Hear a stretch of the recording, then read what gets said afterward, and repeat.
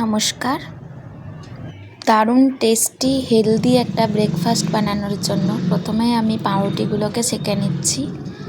তারপর আমি অনেক রকমের ভেজিটেবলস কেটে রেখেছি একদম ছোট ছোট করে। তার মধ্যে একখানা ডিম ফেটিয়ে দিয়ে দিয়েছি, একটু চিজ নিয়েছি আর নিয়েছি বাটার। একটি প্যানে খানিকটা সাদা তেল দেব।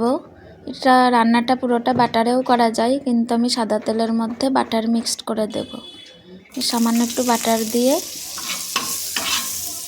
মিক্সড করে নিয়ে তেলটা ভালো করে গরম হয়ে গেছে। এবার আমি দিয়ে দেব ওই কেটে রাখা ভেজিটেবলসগুলো, যেগুলো আমি ডিমের সাথে ফেটিয়ে রেখেছিলাম। তারপর আমি সুন্দর করে একটা অমলেটের মতন করে ছড়িয়ে দেব। এটা কিন্তু অনেকটা সময় লাগে আর একদম কম আঁচে করতে হবে। আর এইটার সবজিটার মধ্যে আমি একটু ম্যাগি মশলা, লবণ, গোলমরিচের গুঁড়োও অ্যাড করেছিলাম।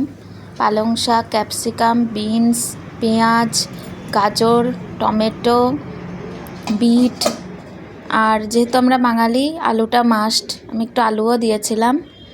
সব কিছু ভালো করে মিক্সড করে একটা ডিম দিয়ে একটা ব্যাটার তৈরি করে নিয়েছিলাম।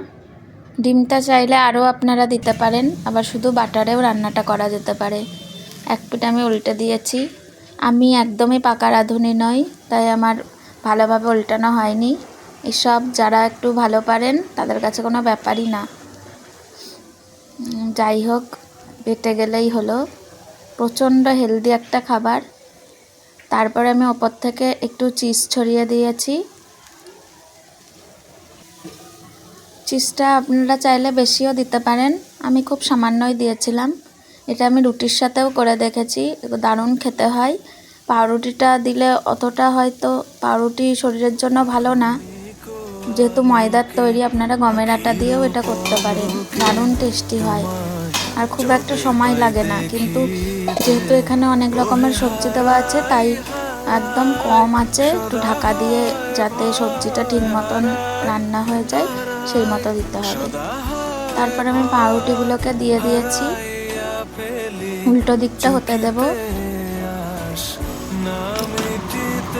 চিজটাও অর্ধেক গলে গেছে, আর একটু মেল্ট হলেই হয়ে যাবে প্রায়। এই যে আমার রেডি। দারুণ টেস্টি হয় আর খুব হেলদি ব্রেকফাস্ট, সকালের জন্য তো একদম দারুণ।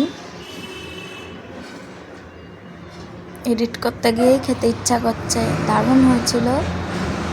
দেখুন কতটা টেস্টি হয়েছে।